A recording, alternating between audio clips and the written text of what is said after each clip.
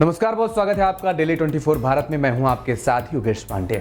UP में लोकसभा चुनावों में इंडिया गठबंधन के बेहतर प्रदर्शन के बाद अब एक बार फिर यूपी में होने वाले विधानसभा उपचुनावों को लेकर सियासत बेहद तेज हो गई है। एक तरफ जहां समाजवादी पार्टी के 7 बागी विधायकों के खिलाफ अखिलेश यादव ने कड़ा रुख अपनाया है, तो वहीं अब दूसरी तरफ यूपी में विधानसभा की 10 खाली सीटों के लिए समाजवादी पार्टी ने रणनीति तैयार करना शुरू कर दिया है।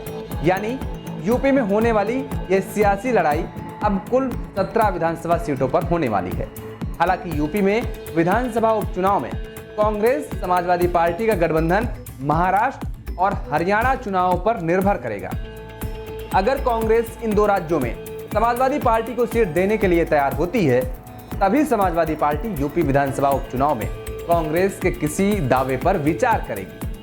यूपी में जल्द ही विधानसभा की 10 खाली सीटों पर चुनाव होने हैं और आपको बता दें कि यूपी में जिन विधानसभा सीटों पर उपचुनाव होने हैं उनमें से एक सीट सीसामऊ, जो कि कानपुर की विधानसभा सीट है। यहां से समाजवादी पार्टी के विधायक इरफान सोलंकी को सजा होने से यह सीट भी अब खाली हो गई है, जबकि 9 विधानसभा सदस्य अब लोकसभा सांसद बन चुके हैं और जिनमें समाजवादी पार्टी के 4 विधायक शामिल हैं। इनमें अखिलेश यादव, अवधेश प्रसाद, लालजी वर्मा और जियाउर रहमान वर्ग शामिल हैं।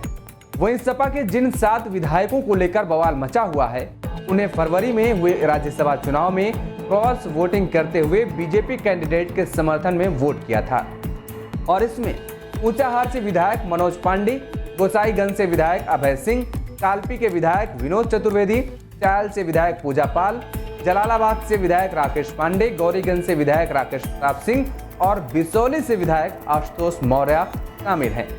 बागियों की लिस्ट में वे विधायक भी शामिल हैं जिन्होंने लोकसभा चुनाव में बीजेपी के पक्ष में प्रचार किया था। और आपको यहां पर यह भी बता दें कि दरअसल समाजवादी पार्टी की याचिका के बाद विधायकों का भविष्य विधानसभा अध्यक्ष के रुख पर निर्भर करेगा। दल बदल कानून के तहत अध्यक्ष दोनों पक्षों को अपनी बात रखने का मौका देगा और उसके बाद आगे का निर्णय लिया जाएगा। वही सदस्यता खत्म कराने के लिए पार्टी को अध्यक्ष के सामने दिए गए आवेदन के साथ ही इसके लिए पर्याप्त आधार भी देने होते हैं और यदि पर्याप्त आधार मिलते हैं तो इन विधायकों की सदस्यता समाप्त हो सकती है। तो वहीं हाल ही में लोकसभा चुनाव के जो नतीजे सामने आए हैं, उसके बाद प्रदेश की कई सीटों पर समीकरण बदलते हुए नजर आ रहे हैं।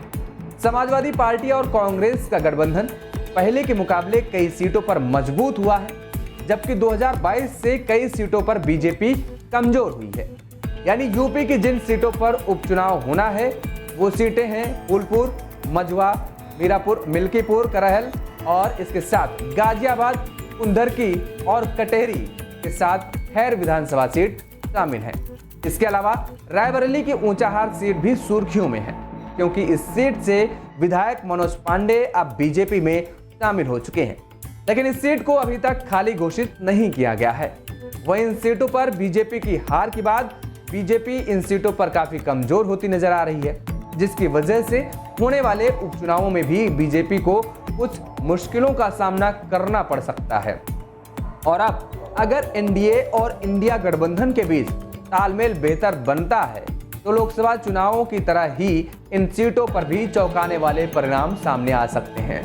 वहीं यूपी में होने वाले ये विधानसभा उपचुनाव कांग्रेस और समाजवादी पार्टी के लिए भी किसी चुनौती से कम नहीं है, जबकि राज्य और केंद्र में मोदी योगी फैक्टर और डबल इंजन सरकार होने के बावजूद लोकसभा चुनाव में औसत से कम प्रदर्शन के बाद यह भगवा पार्टी के लिए प्रतिष्ठा की लड़ाई होने जा रही है।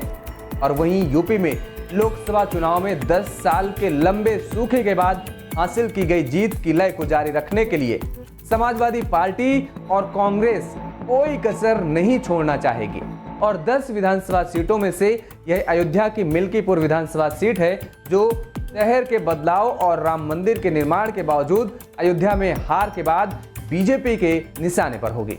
जबकि कांग्रेस और समाजवादी पार्टी को इन उपचुनावों में जिसको भी नुकसान होता है उसका खामियाजा उन्हें आने वाले विधानसभा चुनावों में भी जरूर देखने को मिल सकता है, यानी 2027 के विधानसभा चुनाव में। हालांकि अभी के समीकरणों के मुताबिक इन सीटों पर समाजवादी पार्टी और कांग्रेस मजबूत दिखाई जरूर दे रही है, लेकिन सत्ता पक्ष की पार्टी बीजेपी को भी किसी से कम आंकना ठीक नहीं होगा।